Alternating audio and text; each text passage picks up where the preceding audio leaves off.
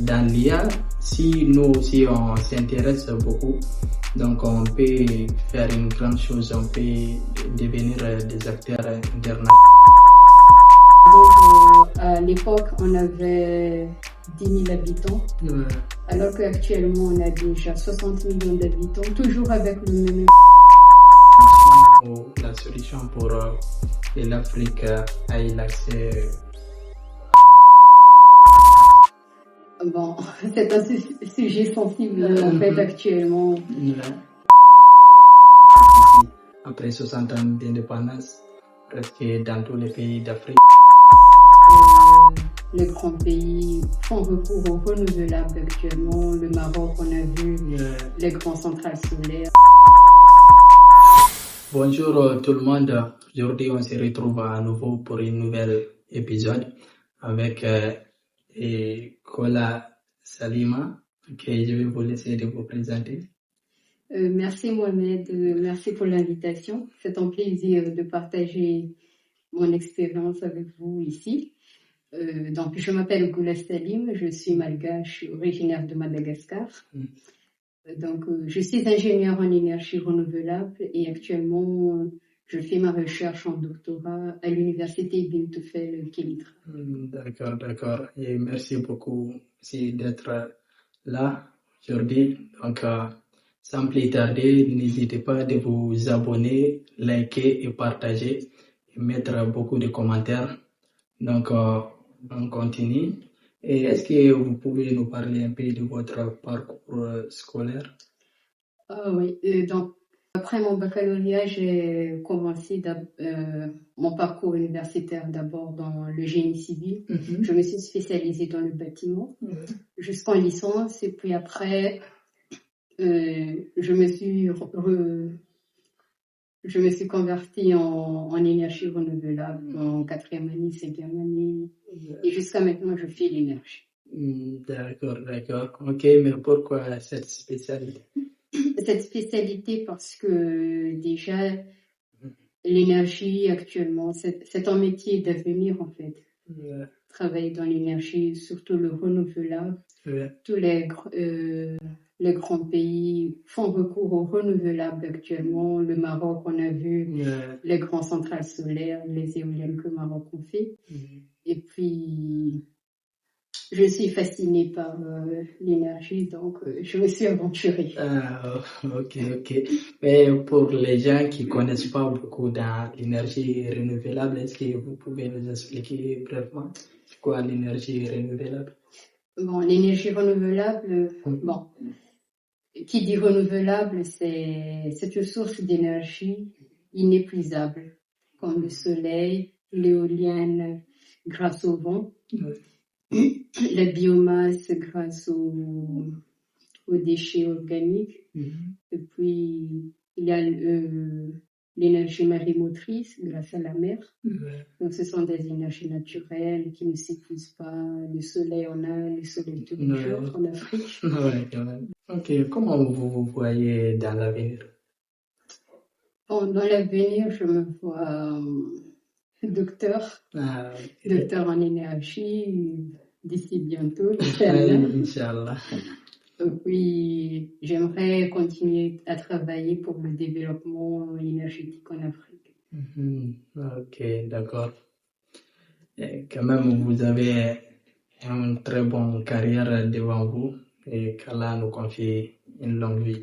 Merci. Et une bonne santé aussi. Est-ce que vous pouvez nous parler un peu du manque de l'eau potable et d'électricité en Afrique ici, après 60 ans d'indépendance, presque dans tous les pays d'Afrique, on n'a pas assez accès à l'énergie et aux eau potable. Que vous pouvez nous parler sur quoi le problème? Bon, c'est un sujet sensible en fait actuellement. Bon, le manque d'énergie, premièrement, c'est... Bon, en Afrique particulièrement, c'est le manque des infrastructures énergétiques en fait en premier. Bon, il faut multiplier la production. Et en plus, La plupart des pays subsahariens Oui. ont des anciens centrales. Anciennes centrales, ce que je veux dire par là, c'est des centrales qui se sont installées depuis 1960, par exemple. Ah ouais. Par exemple, à l'époque, on avait 10 000 habitants, Ouais. alors qu'actuellement, on a déjà 60 millions d'habitants, toujours avec le même infrastructure. Ah ouais. Et du coup, le central n'arrive plus à produire par rapport aux besoins de la population, en fait. Ah ouais. Et deuxièmement, Mhm. la plupart des centrales sont à base thermique, utilisent encore l'énergie thermique. Ouais. Alors que comme nous, on le sait déjà, le carburant, le prix ne cesse d'évoluer tout le temps. Ouais. Et donc, il faut que nous, on fait recours aux renouvelables pour s'en sortir et multiplier nos infrastructures par rapport aux besoins de la population. D'accord, d'accord. Et là, je ne sais pas si vous avez déjà répondu parce que j'allais vous poser la question, quelles seraient les solutions ou la solution pour que l'Afrique ait l'accès à l'énergie? Bon, la première solution, c'est multiplier les infrastructures. Ça, c'est la première solution. Multiplier par rapport aux fluctuations du nombre de la population. D'accord. Et deuxièmement, c'est le renouvelable, comme je viens de dire. Ah, ok. Changer en renouvelable les centrales. Et puis, côté la politique énergétique aussi. D'accord. C'est quoi la politique énergétique? Bon, la politique énergétique, c'est chaque pays a sa politique énergétique. La politique énergétique, c'est la façon dont l'État, le gouvernement, gère la production et la distribution de l'énergie dans un pays. Et chaque pays a sa propre politique. D'accord. Ok. Et c'est quoi l'intelligence artificielle? Bon, l'intelligence artificielle appliquée à l'énergie. En fait, bon, c'est une technologie récente. Yeah. C'est le fait d'installer des capteurs IoT. C'est de rendre intelligent le central, en fait. Par exemple, pour le cas de centrale solaire, on installe des capteurs IoT sur les batteries, sur le panneau solaire, et pour toutes dans les différents systèmes, et côté distribution aussi. Et puis, les capteurs, là, il envoie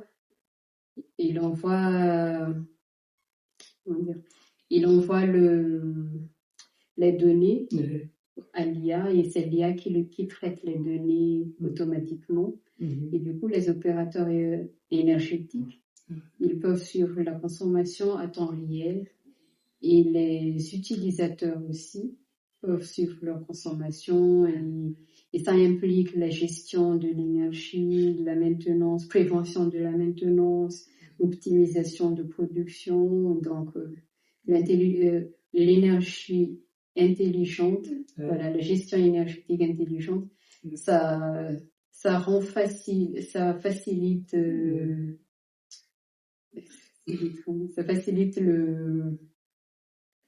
la gestion du système, en fait. D'accord. Ok, on a compris. Mais je pense que ça va causer aussi un peu de chômage. Je pense que l'intelligence artificielle viendra remplacer les gens qui travaillent déjà pour la maintenance de la gestion du système. Non, pas du tout, parce que l'IA, le travail de l'IA, en fait, c'est d'accompagner les techniciens. C'est pas pour remplacer les techniciens. Il y a toujours des maintenances à faire. Sauf que, avec l'IA, on peut le prévoir à l'avance. Au lieu de réparer, on peut faire, on appelle ça en termes techniques la maintenance prédictive. Comment dire? On évite le problème, en fait. Donc, ça va faciliter le travail des techniciens, des maintenanciers et tout le monde.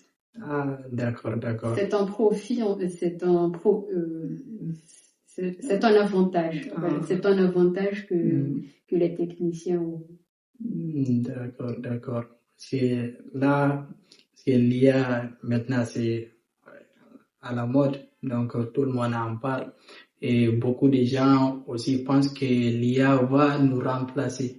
Mais comme vous expliquez, c'est comme si l'IA va nous accompagner. Ça va pas nous remplacer, mais ça va nous accompagner et à faire mieux nos différentes tâches, et plus précisément dans l'énergie intelligente.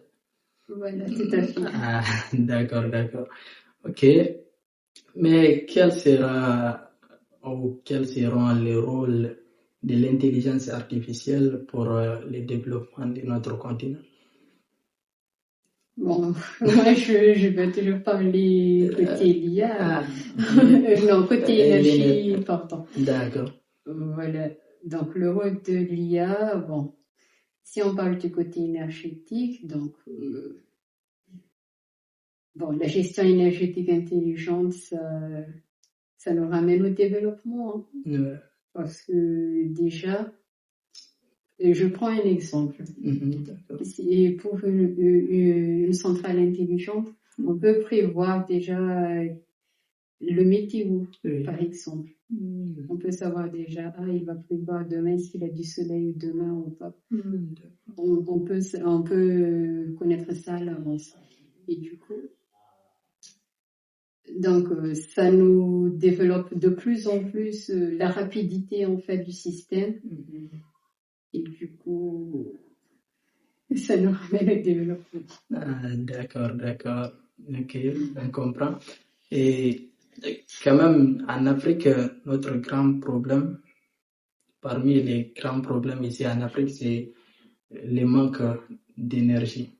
Parce que même si on ne peut pas parler en 21e siècle de développement sans l'énergie. Donc, quand même, c'est un grand problème. Et si l'IA peut nous aider à résoudre ces problèmes, quand même, c'est un avantage pour le continent. Mais souvent, je dirais pas, on est toujours en retard, mais comment voir le développement de l'IA en Afrique ici? Est-ce que on fait partie des courses où on est toujours en retard? Parce que l'IA, on dirait, c'est une nouvelle chose. Donc, les grands pays et les petits pays, tout le monde commence à s'y intéresser de ça. Mais est-ce qu'on fait partie des courses où on est toujours en retard? Bon, je vais dire qu'on fait partie de la course, mais à petite vitesse. Je vais pas dire en retard. On fait de nos mieux avec nos moyens, en fait. D'accord. Mais est-ce que ça peut être une solution que nous aussi, on peut sortir dans les scènes internationales, dans les côtés de l'IA? Est-ce que nous aussi, on peut être des grands acteurs de l'IA aux scènes mondiales en tant qu'Africain? Bon, en Afrique, pour le moment, c'est pas la priorité, en fait. C'est utile, mais c'est pas encore notre priorité. Bon, dans les grandes puissances, les pays grandes puissances, c'est l'une de leurs priorités, mais pour nous, on est encore un peu en retard. Et du coup, on fait de petit à petit. Ok. Même, je pense que c'est le moment de se lancer, de développer beaucoup l'IA. Même si dans d'autres secteurs, dans l'Internet et l'industrie, on est toujours en retard. Donc, moi, je pense, dans ma propre conviction, je pense que dans l'IA, si nous aussi on s'intéresse beaucoup, donc on peut faire une grande chose, on peut devenir des acteurs internationaux, parce que c'est une nouvelle chose tout d'abord. Comme tu disais, et on a d'autres priorités aussi. On a d'autres priorités, mais ça doit pas faire qu'on laisse tomber les IA, parce que tout le monde est au début actuellement. Donc, comme vous disiez auparavant, on fait partie de la course, mais en petite vitesse. Ah, ok. Mais comment vous voyez l'avenir de notre continent? Bon, en tout cas, depuis ces derniers temps, nos jeunes Africains Ouais. se sont levés, je vais dire ça. Parce qu'avant, c'est toujours les seniors. Ouais. Les seniors qui font ceci, le gouvernement et tout. Ouais. Mais actuellement, les jeunes, ils prennent des responsabilités. Ouais. On voit beaucoup de jeunes entrepreneurs actuellement. Ouais. On voit des jeunes dans la politique. Ouais. On voit des jeunes partout. Ouais. Donc, c'est déjà un bon commencement, en fait, pour notre continent. Ah, d'accord. Quand même, ça c'est vrai. Et la nouvelle génération s'intéresse beaucoup du développement de notre continent dans tous les secteurs, on peut dire ça. Ok. Et comme vous, dans l'énergie intelligente, quand même c'est une bonne chose pour le continent. Mais on ne peut pas parler aussi de l'intelligence artificielle sans toucher un peu des conséquences. Est-ce qu'il y a des conséquences? Est-ce que vous pouvez nous parler un peu des conséquences de l'intelligence artificielle, que ce soit dans votre domaine ou en général? Bon, les conséquences de l'utilisation de l'IA. Oui. Bon, je vais dire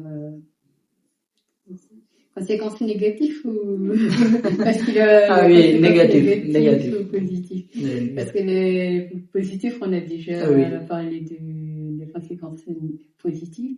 Bon, négatif, je vais dire bon toujours dans l'énergie. Oui. Bon, je vois pas trop les conséquences négatives, sauf la dépendance à l'IA. On devient paresseux et tout, mais après, bon, en Afrique particulièrement, des fois, il y a des régions qui n'ont pas accès à l'Internet ou réseau télécom. Donc, je vais pas dire que c'est une conséquence négative, mais ce sera un petit problème pour la connexion. C'est ce que moi je vois en fait. Ouais. Et ça peut freiner ça va freiner en fait au développement qu'on veut avoir en fait par rapport à l'énergie intelligente. D'accord. Même ça va demander beaucoup de travail. Donc, et comme vous disiez, dans d'autres zones, il faut que vous installez d'abord la connexion, l'Internet, et puis... Voilà, il faut qu'il y ait de l'électricité, sinon il n'y aura pas l'énergie intelligente. Là, ce sera un petit problème, un freinage en fait. Pas en conséquence négative, mais ce sera un freinage. D'accord. Mais que direz-vous aux gens qui ont peur de lire? Parce qu'il y a beaucoup de gens qui sont méfiants. Ça va prendre le contrôle. Donc on sera trop dépendant de l'IA.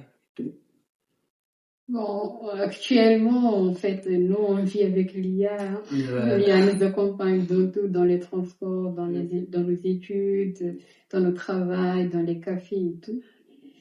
Bon, je pense que l'IA ne fait pas peur, mais c'est juste la façon de l'utilisation, en fait. Il faut l'utiliser avec modération. Ne pas trop à l'excès, sinon tu vas te dépendre de l'IA, en fait.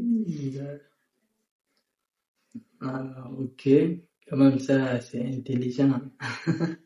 Ouais. Des bons conseils. Et abonnez-vous sur toi. Parce que ce sont des vrais conseils qu'on vous donne gratuitement. Donc, abonnez-vous pour nous récompenser. Ok. Et selon vous, quel serait le rôle des femmes africaines pour le développement de notre continent? Le rôle des femmes africaines Ouais. dans le développement, c'est pas plutôt... Bon. Bon, en fait, je vais commencer par le foyer, en fait. En fait, nous, les femmes, on est le pilier du foyer. Et on a toujours tendance à oublier les femmes dans le développement. Alors, Et votre dernier mot?